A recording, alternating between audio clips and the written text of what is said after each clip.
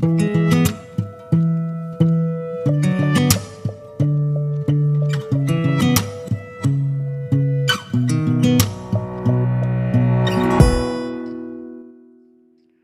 viewers, this is Manoj Gutla. Welcome back to my channel. In this video, we see points to be known while writing a CNC program. While writing a program, we should know few points. Like first, we are writing the program for a finished product or a raw product. Second point to be known. Where is x0 and z0? For the part where we have x0 and z0, we should be known. And third point is where we save these coordinates is very important while writing the program.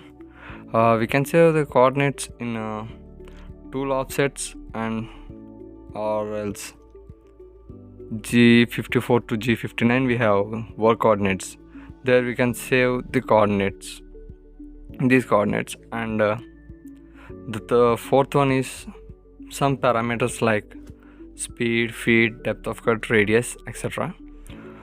Fifth point, when we come to fifth point, we writing the program by using Cannet cycles or without using Cannet cycles.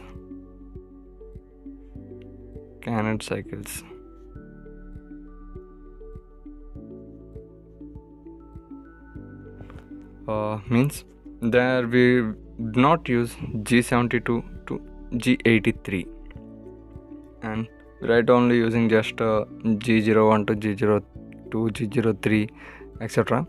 It is very simple to write, and the main problem is by writing without using Cannet cycles, the program become very large. And these all 5 points we should consider mainly while writing the program. Let's see from the starting. First point is finished product or raw product. Second, x0, z0, where is the x0 or z0.